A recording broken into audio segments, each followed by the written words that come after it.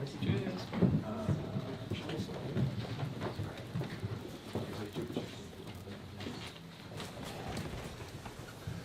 morning, everyone, and welcome to the Unhallowed Library and to this Spectator event. I'm delighted, as the editor of the Spectator, to be welcoming into our parlour Nick Thomas-Symonds, Minister at the Cabinet Office, Cabinet member, and of course the lead member of Keir Starmer's government when it comes to Britain's relationship with the European Union. This is a relationship in which I take a close personal as well as professional interest.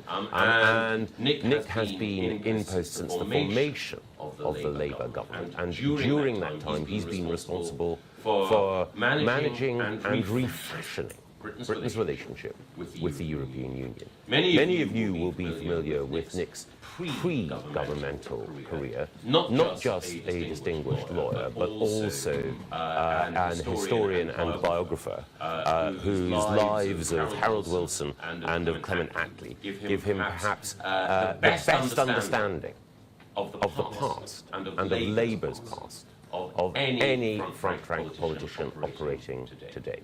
But as well as looking at the past, Nick will be looking more closely at the future of Britain's relationship with the EU in just a second. I'll hand over to Nick. He'll outline to us the steps that this government is taking to refashion that relationship. And then, of course, we'll throw open this meeting to conversation. And I'll invite questions from all of you in this audience. We have representatives from business, from civil society, and from the Fourth Estate here. So Nick, welcome to The Spectator. Thank you very much. Over to you.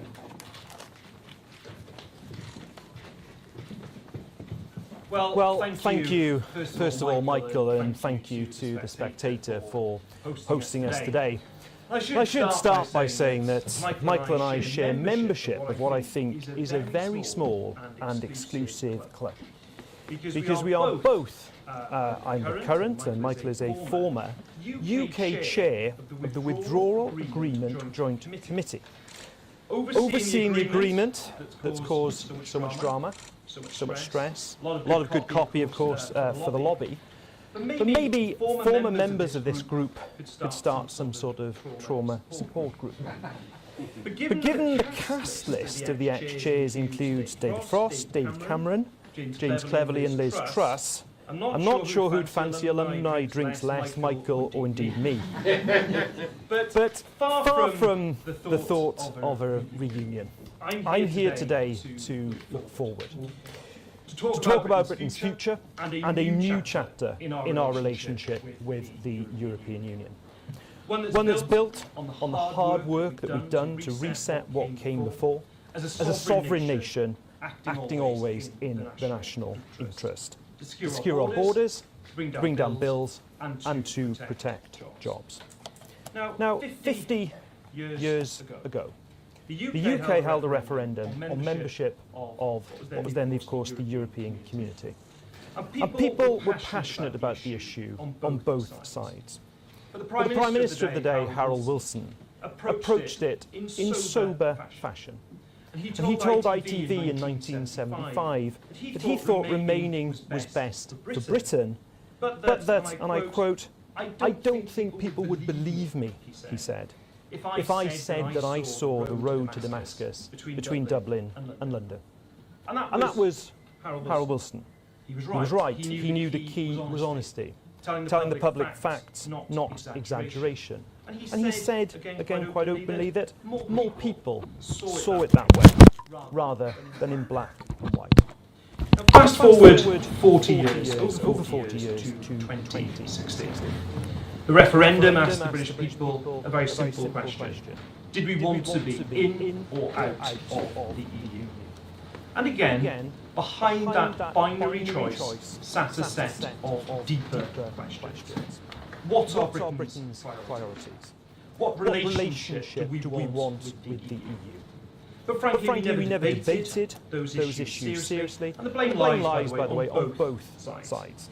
Instead of a grown-up conversation about sovereignty, about trade-offs and responsibility, We got slogans and shouting matches, empty promises and bitter divisions. Now, Michael, to his credit, did understand the trade-offs that came with the Brexit path that his government chose. And I know whilst in government he led a lot of the preparations to manage the consequences, including getting, as we were discussing a moment ago, actually getting the UK border ready for all the new processes and paperwork. But some leaders never grasped the consequences of the route that they took. Take Boris Johnson, who realised the deal was bad, but only once it was explained to him. Now, my hunch, he probably accepted the bad consequences of good intentions, but decided ideology mattered more than reality. A bit like betting on a losing hand and doubling down. The result was the first free trade agreement in history that made it harder to trade. Now, you all may have heard of what is known as the Brexit tackle. Now, it's the phrase that kids use on the football pitch when a player gets wiped out by someone who's lost their head. Now, that's what the 2020 Tory deal with the EU did to our small businesses. Exports down by nearly 20% since 2019. And since 2021, over 16,000 businesses have stopped exporting to the EU entirely. And behind every number and every statistic is a British business, a British entrepreneur, a British startup paying the price. Now, I've spoken to them. As in the hauliers stuck in queues, or farmers facing endless forms, manufacturers paying more just to stand still. Let's say you're in the agri-food business, selling your goods to Europe. You'll need an export health certificate to transport food across the border. £200. Not a one-off fee, not a fee per lorry, but a fee per consignment. If you're exporting salmon or beef, queuing times for SPS checks, £149 for each shipment. If you're selected for sampling, up to £1,400 per shipment on fees, waiting times, and the cost of the product sampled. Companies big and small are crying out for change, for practical help, to bring down bills so they can make goods cheaper for the public. M&S Foods Manufacturing Director said, and I quote, "Brexit bureaucracy continues to add complexity and cost for retailers and limit choice and value for customers." A DEFRA report out today shows there's been a disproportionate impact on smaller businesses. The red tape has created a competitive disadvantage between smaller firms and larger operators, it says.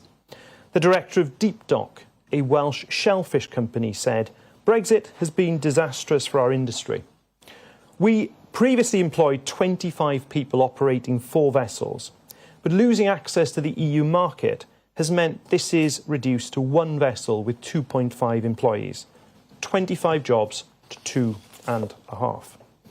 And of course, as well, the impact across the Irish Sea, where the possible impacts of Brexit on Northern Ireland were barely covered by the referendum.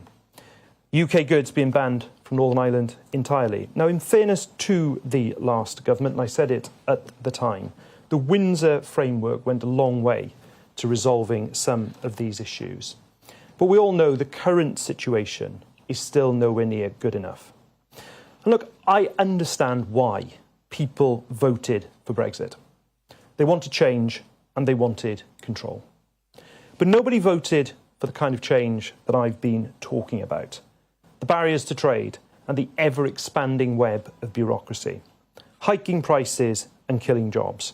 And where we wanted control, like on immigration, we got dysfunction and chaos. Now, of all the places I could go to give this speech, I probably don't need to tell an audience at The Spectator that the Conservative Party has a complicated relationship with Europe. But the internal psychodrama of the Conservative Party made its leaders scared of fixing the consequences. At too many crossroads, they ducked the hard choices and took the path of least resistance. The deal left no plan for the economy, no plan for asylum. No plan for asylum, actually, you might recognise some words from the current shadow front bench there. But the Conservatives put party over country every single time. And here's the thing. Britain still had choices after Brexit. And thankfully, Britain still has choices now. Without rejoining the single market or the customs union, and without reopening freedom of movement, we can still build a valuable relationship with the European Union that genuinely benefits Britain. And that is the path that this government is taking. Now, of course, resetting Britain's relationship with the EU will take time, and it does involve trade-offs. And it is time for a proper conversation about it. We've never shied away from that, even if others have. Kemi Badenoch rushed to say she'd reverse our deal before she'd even seen it. Nigel Farage never wondered. Nick Thomas-Symonds there in Westminster. The Tories and Farage fighting yesterday's battles, trying to drive Britain backwards. And they have sided with the promise of more red tape, mountains of paperwork, and a greater bureaucratic burden for business. Frankly, I think they'd be happy sometimes if we cut off trade entirely to the EU. And it isn't often, is it, that in politics we see such an inverse, with a Labour government pro-free trade and pro-private markets, and a Tory reform coalition crusading against that very principle. Now, our recent trade deals with the US and indeed with India have used our new Brexit freedoms to bring down bills for British people and open new opportunities for British businesses. Deals that show we can negotiate new agreements as a sovereign nation outside the EU. And we will enter into a food and drink deal as outlined in the common understanding that was signed on the 19th of May. It means aligning standards on food and agriculture when and where it is in the interests of British businesses. And yes, it means shared rules. But all international trade agreements involve shared rules. That is their very nature. Now, free traders and Conservatives have always wrestled with this. But frankly, the boldest have been the pragmatists too. Back in the 1980s, American President Ronald Reagan was negotiating a free trade agreement. And the arguments came down to how to settle disputes and the role of the courts. Sound familiar? And the Canadian Prime Minister of the day, Mulroney, challenged him and said, "Now, Ron, how is it that the United States can agree to a nuclear reduction deal with their worst enemy, the Soviet Union, but not do a deal with Canada to make trade easier?" And of course, Reagan, pragmatist, did the deal. But let's be honest, most British exporters already align de facto with EU standards to keep selling their goods. The question is not whether alignment is inherently wrong. It is whether, as a sovereign country, it works for us. And this government thinks that in some cases like SPS, it's in our national interest to align with the EU. We have made that choice because it is pragmatic and we own that choice. Now, there will be some carve-outs for the UK, of course, to be negotiated. We will have decisions shaping rights when new EU policies are made, and Parliament will rightly have a say on those rules. And any disputes go to international arbitration. It's not the European Court of Justice that has the final judgment on that. Just as, by the way, the Conservatives agreed in the withdrawal agreement.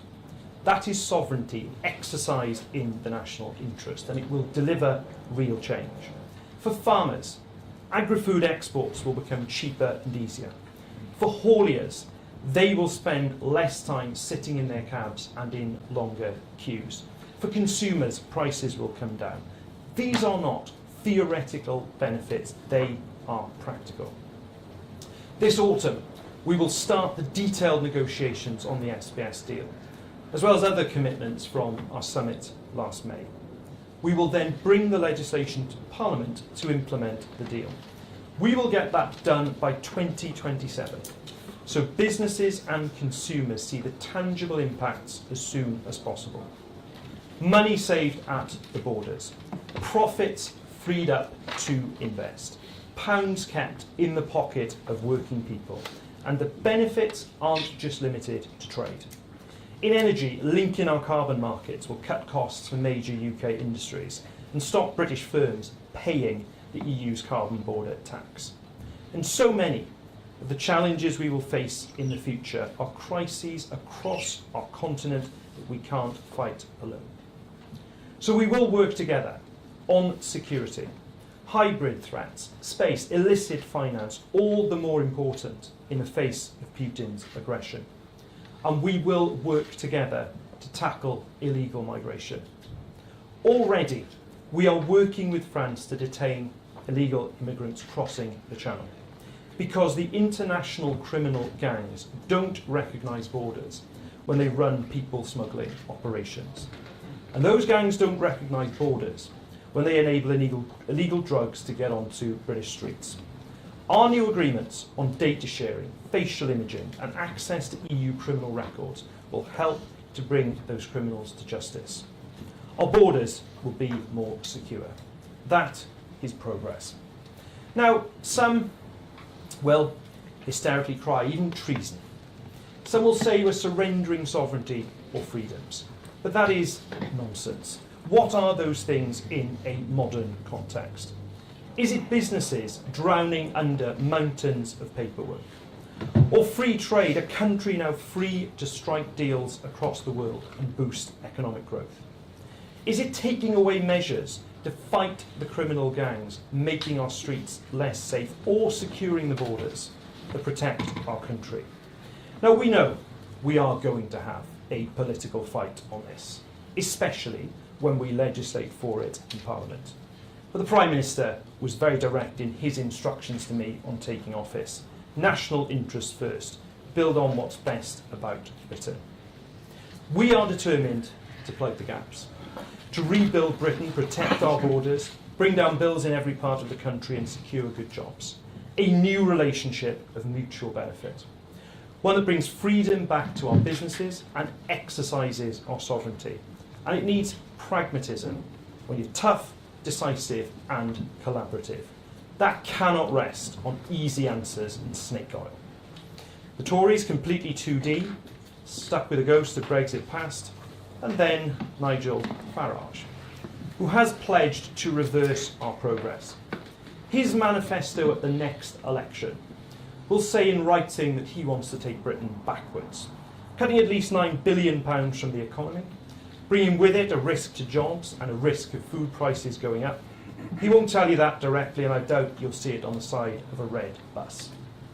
But it would be a sledgehammer to businesses and people doing the weekly shop. And that is purposeful. Because aside from, frankly, his pension packet, Nigel Farage can't bring himself to have any relationship with the EU. Unable to recognise what is actually the best choice for families across Britain. But also because Nigel Farage wants Britain to fail. His model of politics depends on it. When British businesses fail, when family businesses go up, he offers the easy answers, dividing communities and stoking anger. And we reject that emphatically. If we are setting about choosing what country we want to be, we need decisions that are rooted in the national interest, not in party interest. Believing in the hard yards of work to restore what is great about this country, not chasing the empty slogans that shout us down. Now, last week was GCSE results day. Young people opening envelopes that help decide the shape of their future. Now, most of them weren't even 8 years old when the referendum happened. That era is gone. It is time to make positive choices today. Harold Wilson captured the spirit of this in that timeless phrase, "He who rejects change is the architect of decay." Keir Starmer said some years ago that we face a choice, shouting slogans or changing lives. We choose changing lives. Securing borders, bringing down bills, protecting jobs. Borders, bills, jobs. That is the kind of strategic partnership we need. This is making a Brexit that works for Britain, restoring the freedoms we once had, charting a brighter course for the future. Thank you very much.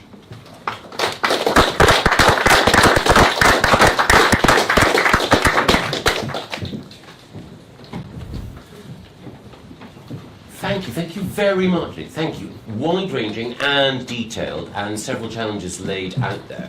I'm going to ask the first question, and then I'll throw it open to our guests. And I would ask our guests, some of whom I know, some of whom I don't, please to identify themselves when raising their hand if they want to ask a question.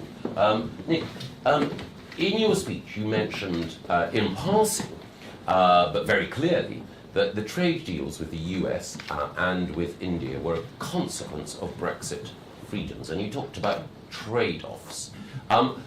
What do you think is the biggest Brexit benefit that Britain has?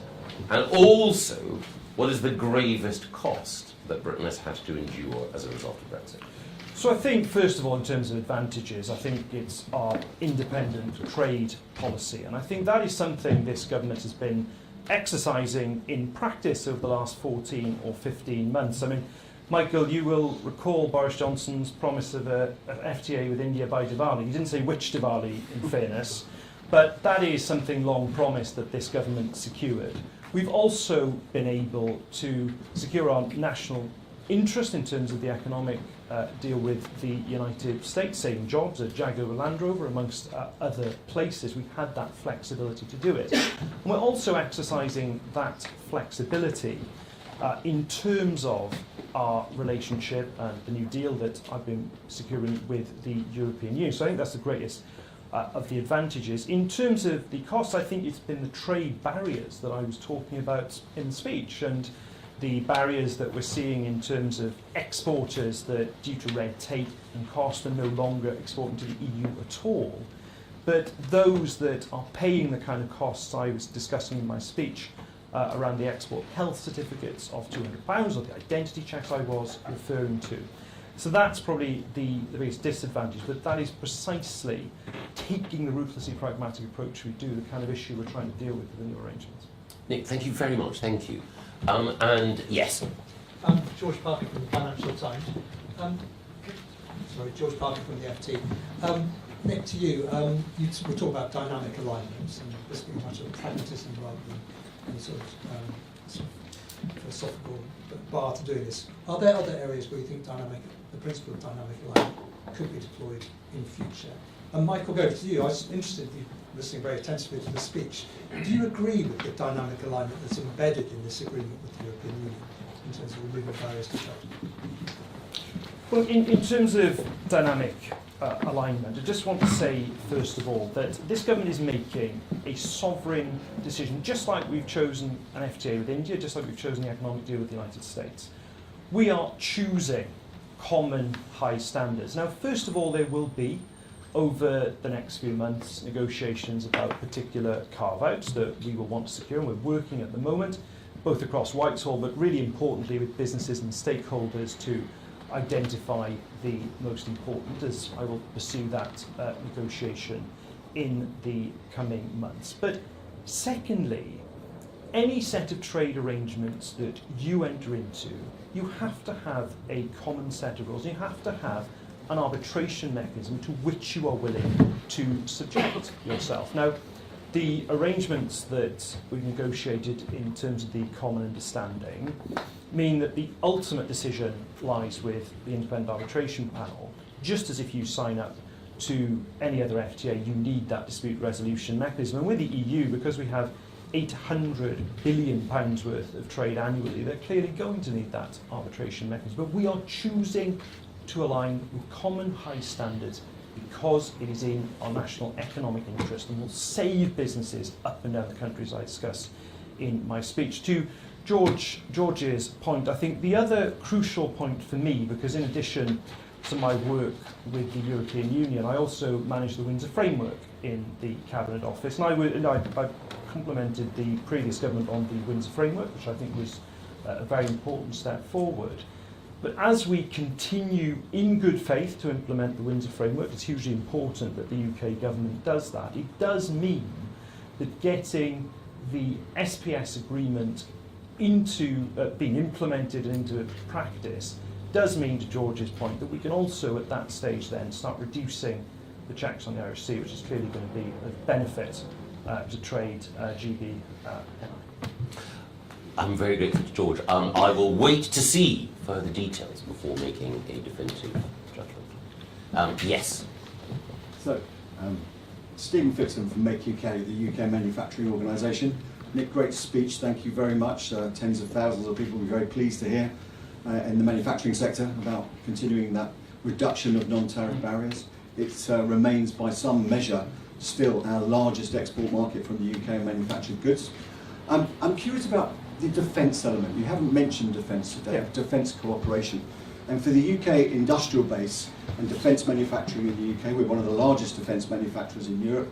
We see this newfound cooperation that's required with the Europeans, maybe to be a driver of accelerating the reduction of non-tariff barriers. They absolutely still really are very pertinent to the defence industry just as much as they are to the food manufacturing industry and other areas of the economy. But just a few words on how you see that defence cooperation actually impacting this new arrangement. Yeah, and I think you put your finger on a really important issue, and I was pleased in the run-up to signing the agreement to talk to a number of significant players in our defence sector, and we know how hugely important, first of all, defence jobs are up and down the country, but also because this isn't a moment to fragment European defence in terms of the situation we find ourselves in with the position in Ukraine, which again went across the two governments, which I think was hugely important. Now, specifically in terms of the arrangement on the 19th of May, we've signed a security and defence partnership with the European Union. It complements our membership of NATO. We have a NATO-first defence policy. NATO is the foundation stone of our defence, but this complements it. Now, what that does is it opens, in principle, the ability for the United Kingdom to participate in the European Union's SAFE fund, which is a 150 billion euro fund that will be about defence procurement across Europe. Now, of course, we will be pushing in terms of making sure that the terms that work for us in terms of access are in our national interest and our value for money. But I do think that is a real opportunity, not just hugely important in terms of security, but also very important in terms of jobs here in the United Kingdom. I think that's why when we signed the agreement on the 19th of May, it had such a positive reaction from the defence sector. Yes. John Peake from The Economist. I'm also wanting to pursue this question of how far you might take dynamic alignment. And a particular sector I'd love to hear your reaction to is the chemicals sector. Rachel Reeves once said, nobody voted to leave the European Union because our chemical regulations were the same. Why don't you follow the Swiss example of aligning with EU REACH? Well, in terms of dynamic alignment and common alignment, what we are doing in terms of choosing high standards, we have a very clear democratic mandate to do it in terms of food and drink, because it was a promise that was made in our manifesto. That's precisely what I'm implementing.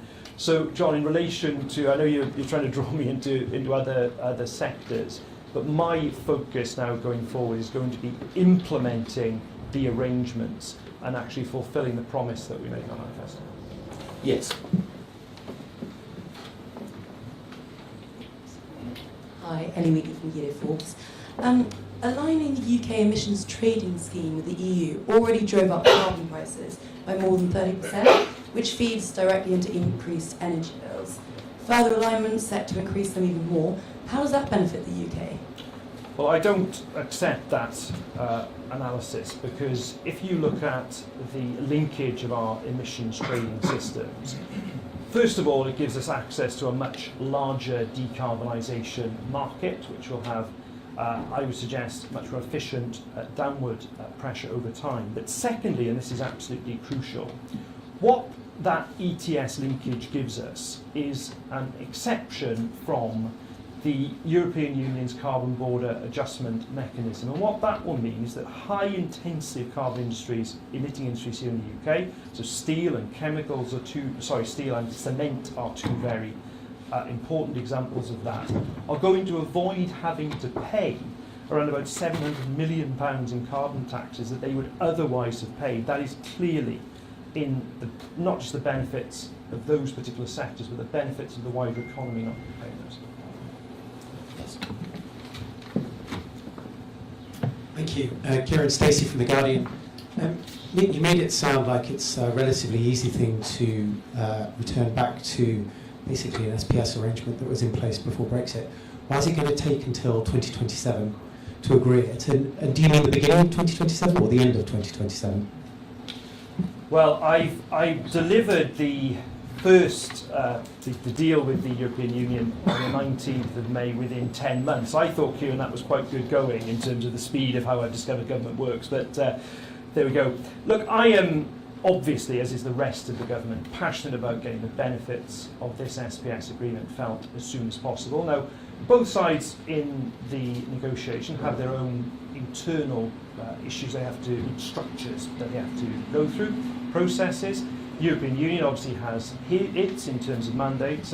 We will obviously need to have a bill that is going to go through Parliament. You then have to have all the logistics you'd expect to be in place, things like computer systems and so on that you need to be sharing the data that you need to make this agreement work. So I think 2027 is, in my view, reasonable and realistic, and that's why I'll be driving it forward. And sorry, is it the beginning or the end of 2027? I want to do it by 2027. That's the objective, which is what, 18 months time. So that's what I'll be certainly driving towards. Yes. I'm Zoe Crowther from Politics Home. Nigel Farage said yesterday that a reform government would look to renegotiate the Good Friday Agreement for Northern Ireland as part of its plans to stop small boat crossings. What do you think the consequences of that would be, and what do you think our EU and US allies would make of that? Well, I think that's just unrealistic and irresponsible. And as I was indicating in answer to an earlier question, I also, ministerial responsibilities include the Windsor Framework, and I think that a careful, considered approach in Northern Ireland is absolutely critical. I think the Good Friday Agreement is one of the great achievements of any peacetime UK government since 1945. And a comment like that just simply shows that Nigel Farage produces outlandish, unrealistic promises for solving problems. And that, I'm afraid, is another one of them. I mean, he was talking as well, as far as I can make out, of negotiating with hostile regimes around the world. He's struggling at the moment to negotiate the politics of a parliamentary party who could fit in the back of a taxi. So I don't put too much confidence in that. And how about our international allies and how they'd respond to that as well? Well, the Good Friday Agreement has had international support, so it's obviously not going to be received favourably. But my priority in all of this is the people of Northern Ireland, and it's the people of Northern Ireland who've benefited from that hard-won peace that started under John Major in the 1990s, and then Tony Blair's government produced the Good Friday Agreement in 1998. And to say that you're somehow going to unpick it is just completely irresponsible. Thank you, Adam Berman, Energy UK. Thank you, Minister, for your comments, particularly about the emissions trading system. It's a rarity in that I don't think there's a single sector of the economy that doesn't support the government's currently doing around linkage. But there is a timeline problem, which is that the EU's carbon border adjustment mechanism kicks in from the beginning of next year. January 2027. It kicks in for my sector at 100% from January 1st. And on the day when Ofgem's price cap is up £35, I think the British public probably doesn't want another tax come the beginning of next year on its energy. So I wonder how you're looking at the urgency of that particular problem. No, I'm very conscious of that deadline. It's the 1st of January, I think 26 rather than 27, sorry, it's 1st January 2026. Just to say, look, we are, as I am going to be negotiating, I am very conscious of that deadline and the potential impact of it in terms of not being able to get arrangements in place. But also just to say more widely, and thank you for referring to it, I think the support for what the government is doing right across the energy sector has been very, very significant too.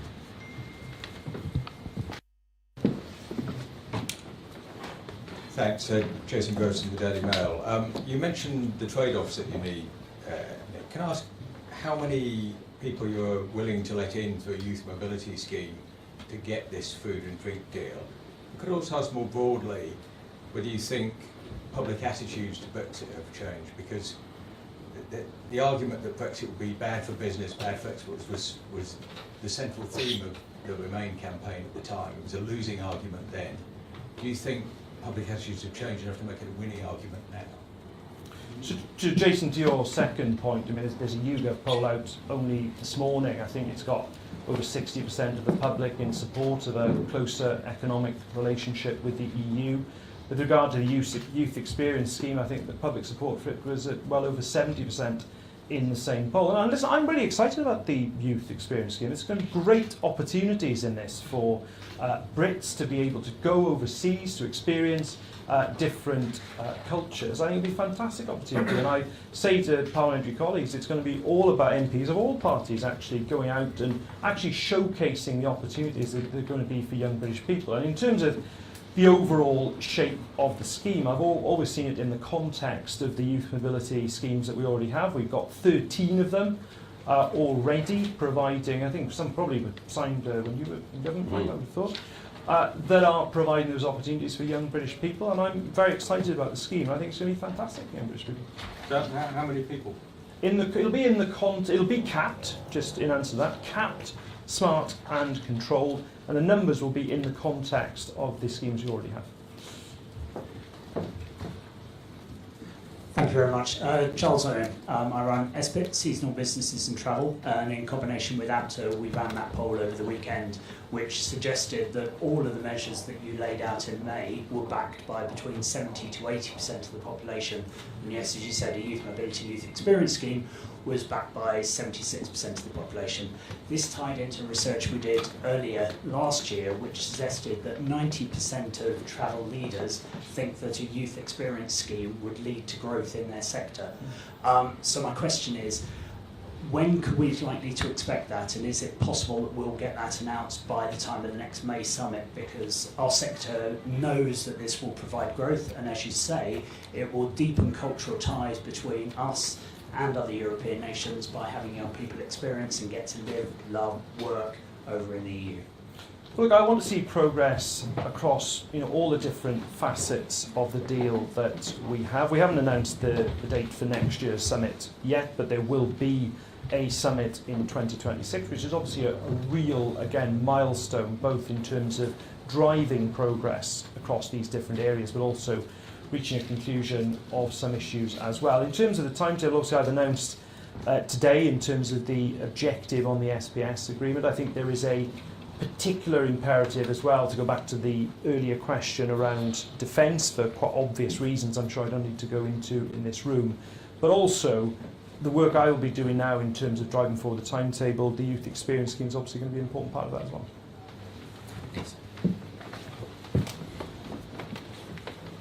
Hi, Natasha Clark, LBC.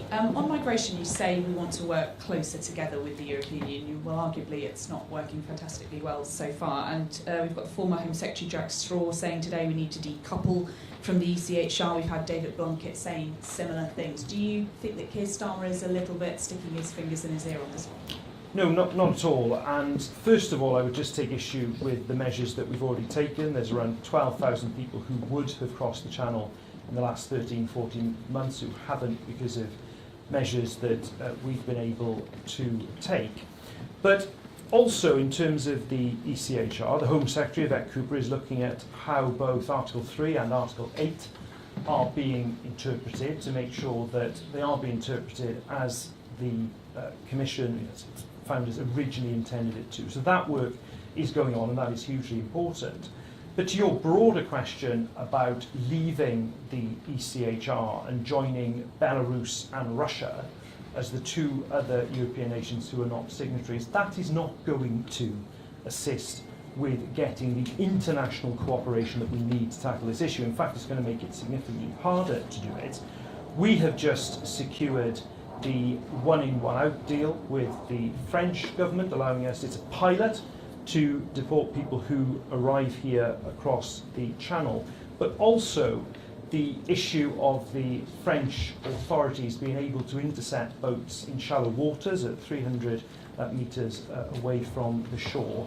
That international cooperation is critical to dealing with this issue.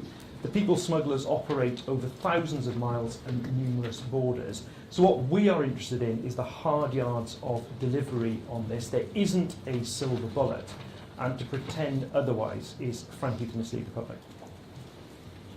Yes. Hello, Archie Singh from the iPaper. Nick, you talked about getting carve-outs in this SBS deal. Could you confirm that one of them will be the freedom to gene-edit crops that I think Michael introduced? The live animals export ban, is that something you're looking to get a carve-out on? And also, before the election, Labour committed to banning the import of foie gras. Is that pledge now dead? Because most people think it would be impossible under this deal.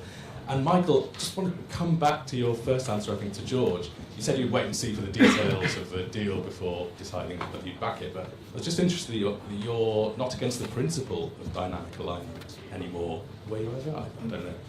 I'll leave that one to Michael. Look, in terms of the carve-out, that is obviously the negotiation that's now going to take place. And forgive me, Arj, for not cutting across the process that I'm engaged in at the moment, which is both obviously across Whitehall, looking at different areas, but also, as I indicated in an earlier answer, with different stakeholders as well, to get a priority sense of what are the most important issues to secure. So I'm sorry I can't go any further for you than that, Arch, today, but it's a live negotiation that's going to be going on in the autumn. And I'll leave Michael on.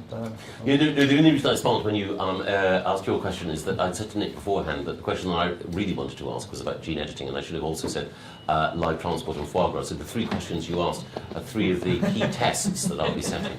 But just personally, not for the spectator, just me. Yes. Hi, Noah Hoffman from The Sun. I was wondering whether you would agree with Nigel Farage's characterisation, which much of the public also agree with, that there is currently an invasion of Britain's borders by illegal migrants. We all use our own language. I wouldn't use Nigel Farage's language. What I would say is there is most definitely an issue, obviously, with people crossing small boats in the English Channel that this government has to deal with. I don't, we can all talk about the language, but I don't think it is about particular words we want to use or particular slogans we want to use, or indeed about offering empty solutions, which is what Nigel Farage was doing yesterday that's going to solve this. He was talking about detention yesterday. He can't tell you where the detention centres are going to be. He was being asked about women and girls yesterday. He can't tell you what the answer to that question is. He failed his own test of reform, saying 4 months ago they'd set out a comprehensive plan. They haven't. So what this is about is not stoking the grievance. It is doing the hard yards of finding the solutions. And nobody is denying that it is difficult. And we have, at the moment, our Borders Bill going through Parliament. It is giving our law enforcement agencies the same anti-terrorism powers that are used against terrorists to use against people smugglers. There, in Parliament, Reform and the Conservatives are abolishing it tooth and nail. So when it actually comes to the hard yards of delivery, I'm afraid Nigel Farage is nowhere to be seen. And yes. Millie Kirk from The Independent. Earlier today you said you were reassured that the change in maritime law to allow police to intercept migrant vessels in France would go ahead, even if the French government collapses. What makes you so sure about that? And are you concerned about the rise of National Rally and what that might mean for a Labour government's relationship with France? Well, so to the second question, look, I'm not going to comment on the internal politics of a close ally. The bilateral relationship with France is in a really positive place. I think you've seen President Macron and the Prime Minister working together on a range of issues, not just illegal migration, but obviously in relation to Ukraine as well. With regard to the point specifically, which is around the change in French maritime law, which will mean that they will be able to intercept the small boats up to 300 metres away from the shoreline of northern France. I was asked about it on the morning round this morning. Speaking to colleagues in the Home Office, they've understandably sought an assurance from the French Interior Ministry that that is operationally going to go ahead, irrespective of the politics, and they've received that reassurance in the last 24 hours. Yes. Harry Taylor from Press Association. This morning you said about a YouGov poll that says 60% of people back closer ties to the EU, and you said Labour is pro-free trade, but at the same time you rule out rejoining the single market or customs union. Why is Labour's approach sort of akin to tentative tiptoeing back towards Europe rather than making greater strides that some of your voters, who gave you a big majority last year, would want? It isn't about revisiting the issues of the past, it's about a ruthlessly pragmatic assessment of the national interest today. And in the general election that we won last year, we set out in it what our plans were for resetting the relationship with the European Union. We made the promises around not rejoining the single market, customs union, and going back to freedom of movement. But we did set out the things that I was going to, if we won, go ahead and seek to negotiate. One of those was the food and drink agreement, the SPS agreement. So it is about delivering on our manifesto, for which we have a democratic mandate to do, but also not going back to the battles of the past. And just to pick up some of the points we've been making today, we're discussing some of the advantages of the New Deal that I'll now be implementing with the European Union. It's going to be good for jobs, particularly renewable jobs in the North Sea. It's going to be good for borders. We'll have greater tools, things like greater sharing of criminal records, things like greater sharing of facial recognition data to try and ensure there's no place for criminals on the continent to hide. And as we've been discussing here too, that food and drink agreement to reduce barriers of trade. Now, we're going to implement that and show the advantages, material advantages to the British people. It'll be reform at the next election. If they are seriously saying they want to undo that deal, it's going to be reform looking backwards. This Labour government is looking forwards to the future. Yes. Naomi Smith, Best for Britain. Nick, the government's #1 mission, of course, was long stated as economic growth. Has the government modelled what economic growth we will get if we do get an SPS agreement, with any precision breeding foie gras carve-outs that we managed to get over the line? We've not negotiated the carve-outs yet, it should be pointed out, but in terms of the analysis that the government has done, only parts of the deal, so the SPS agreement together with the ETS linkage is going to be worth by 2040 around £9 billion to the economy, but that is the modelling in relation to that. That obviously doesn't take into account a lot of the wider benefits we've got here, lost energy, as we were discussing a moment or two ago, but also in relation to the defence jobs I was discussing as well. So there's going to be wider benefits than that, but you can already see the tangible benefits even at this early stage is going to be. Yes.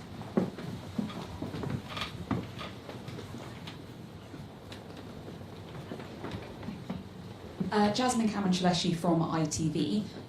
Firstly, Nick, can you promise people that they will see lower prices at the tills if we pursue closer alignment with the EU on food standards?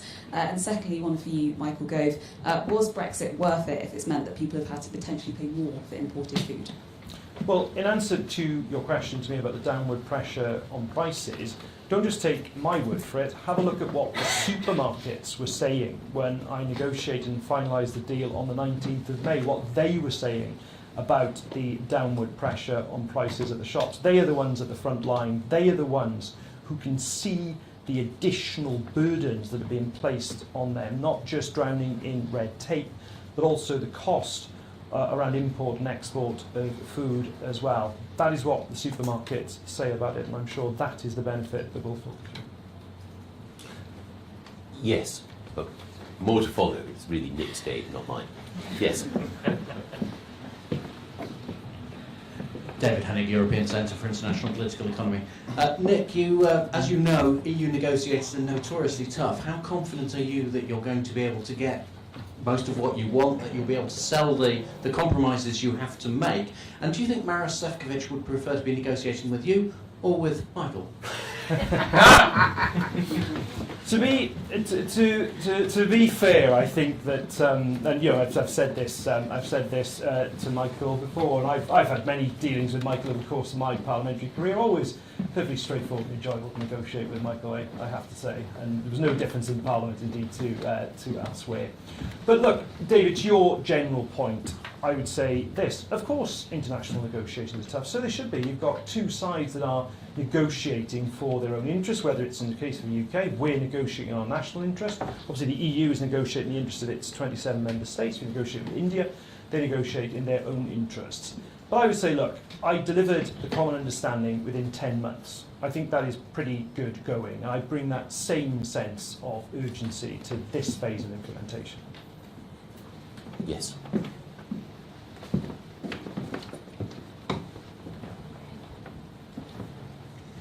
Sailing Bay from the Greek public broadcaster. Minister, you argue that UK-EU research is about reducing red tape, supporting business and strengthening cooperation with Europe. Greece has long raised the issue of the Parthenon sculptures. I know it's not your first priority, but 27 members, you will meet 27 members' interests in these negotiations.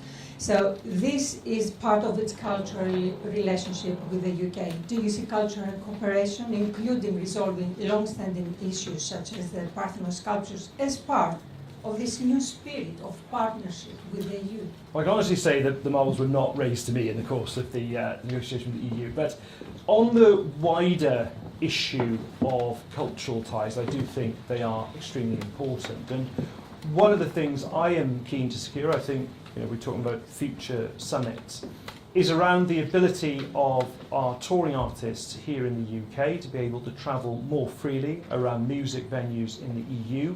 They're currently restricted by being only able to be there 90 days out of each 180 days. That's something I'm determined to pursue going forward. I also think, by the way, in terms of cultural exchange, that the youth experience scheme is going to be a really important part of that as well. Good. I mean, technically speaking, of course, the issue of the Parthenon marbles, the Elgin marbles, is a matter for the British Museum, which is independent, and so it's really an issue for our friend George Osborne. We'll invite George to come to the Spectator to discuss that. But I do note that in Nick's view, it would be great not only to have a deal on the Elgin marbles, but also one on the Rolling Stones as well. And yes. Samantha Smith from the Horticultural Trades Association. Obviously you mentioned SPS agreement, incredibly important for plant products, plant material as well. Just a question on how the government is going to approach divergence. So for example, if we just take plant protection products, we've got some chemicals that are authorised for use in the UK but not in the EU, so just very keen to understand what the approach will be. Yeah, and that is precisely the kind of issue when I was talking earlier about not just working across Whitehall on seeking particular carbons, but also stakeholders feeding those in as well. So it's really important, particularly in the next few weeks and months, that particular issues that industry has, like the one that you just raised, is fed properly into the government. So I have all these at my fingertips as I'm negotiating. Ladies and gentlemen, thank you all very, very much for coming, and I'd like to thank Nick and his team at the Cabinet Office for choosing to come to The Spectator, and thank Nick for laying out so very clearly the agenda that the government has for our relationship with the European Union, and look forward to welcoming Nick and other ministers back to The Spectator in the future. Thank you.